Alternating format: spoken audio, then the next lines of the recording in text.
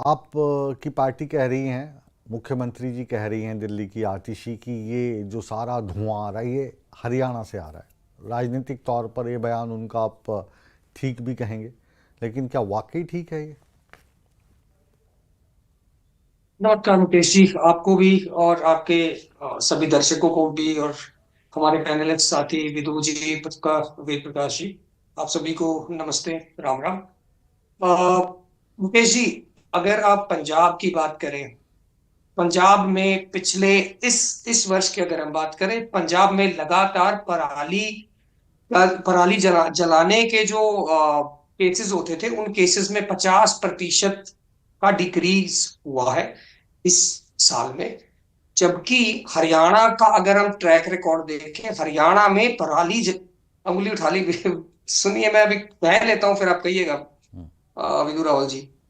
जबकि हरियाणा में का अगर आप प्रदूषण का लेवल देखेंगे, हरियाणा के प्रदूषण का अगर आप लेवल देखेंगे, गुड़गांव में 576 AQI है, मुरथल में 408 है, जींद में 335 है। तो ना केवल दिल्ली बल्कि हरियाणा में भी, हरियाणा के स्कूलों को भी बंद करने के आदेश दिए हाई कोर्ट ने। जो पहली से 5वीं कक्षा तक के जो स्कूल हैं, उनमें भी आदेश दिए गए कि स्कूलों को भी बंद कर दिया जाए, और भी कई प्रकार के ट्रांसपोर्टेशन को रोकने को लेकर, कंस्ट्रक्शन को रोकने को लेकर, कई चीजों को लेकर कोर्ट के आदेश आए हैं, जिनके कि इनको रोका जाए ताकि प्रदूषण को कंट्रोल में लाया जा सके। जी पराली फूकने की जहां तक, जी जी। एक चीज मैं और मैं मैं ऐड हाँ, करना नहीं नहीं, चाहता हूँ। आप जारी रखिएगा। मैं सिर्फ क्योंकि अभी चक्रव्यूह की चर्चा शुरू हुई है, तो जितने भी जी हमारे यहाँ पे पार्टी प्रवक्ता बैठे हैं उनको मैं बता दूं कि ये जो हम पराली पराली पराली कर रहे हैं, तो पराली तो बेचारी वैसे ही एक गुनहगार बन गई है।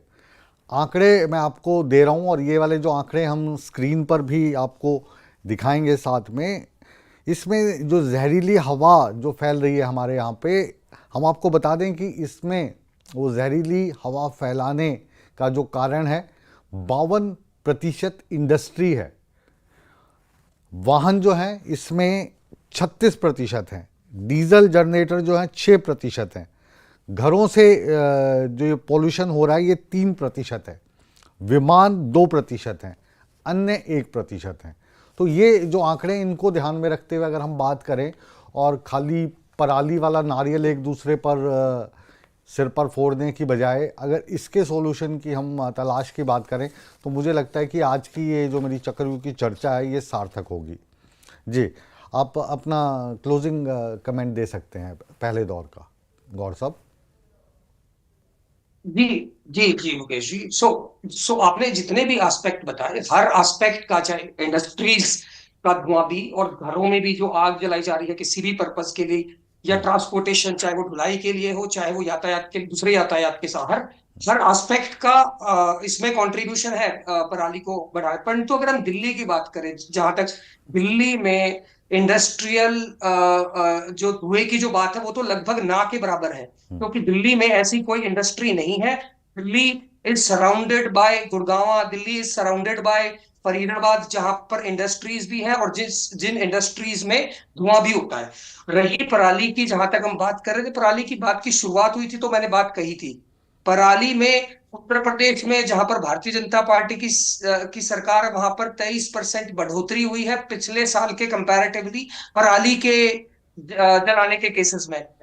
गौर साहब, आप कहाँ उसके से जुड़े हैं साथ हमारे साथ साथ अभी? अगर हम, कहाँ से जुड़े हैं आप? और मतलब हरियाणा से जुड़े हैं कि दिल्ली से? मैं सोनीपत से, मैं, अच्छा। हाँ, मैं हरियाणा, तो आप मैं अच्छा हरियाणा अच्छा। सोनीपत से जुड़ा हूँ। क्यों, देखो ये पार्टीबाजी भी क्या बट होती मैं, है ना। देखो अपने ही राज्य की मतलब बुराइयां करने का कितना मजा आता है, जब पार्टी की सत्ता नहीं पंजाब नहीं, में हो या राज्य की दिल्ली में बिल्कुल हो। बुराई नहीं कर रहे हम जी हम सरकार की, हम जी जी। राज्य की बुराई बिल्कुल नहीं कर रहे, हम भी हाँ हरियाणा से ही हैं। पर हाँ। सरकार की जो आज जैसे नीतियां ना, हैं, आज और जैसे जो सरकार आपके ने जो, बहुत बड़े नेता हुआ करते थे गहलोत साहब, कल तक मतलब कितनी जी भर भर के आम आदमी पार्टी की अच्छाइयाँ किया करते थे, सबसे बड़ी ईमानदार पार्टी बताते थे।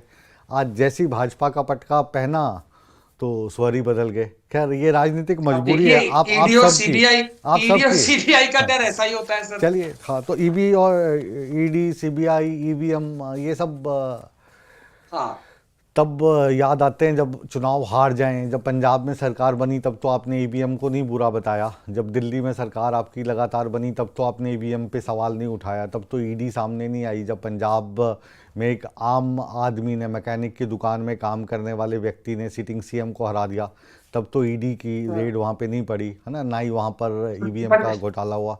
ठीक है। मुकेश जी, पंजाब में जब सरकार ही नहीं होगी, किसके ऊपर ईडी और सीबीआई की रेड पड़ेगी? हाँ जी। दिल्ली में सरकार है, मंत्री है, तो ईडी की भी रेड पड़ रही है, सीबीआई की भी जी। रेड पड़ रही है। हाँ तो तब आने वाला पंजाब का भी चुनाव है, हाँ तब तो मतलब था वहां भी भी नहीं देख ना कुछ, लेंगे। ईडी ईडी की रेड मारने के लिए भी तो कुछ होना चाहिए ना जेब में, अब खाली हाँ, खाली के क्या पड़ेगी, तो अब पड़ेंगी जब अगला इलेक्शन होगा।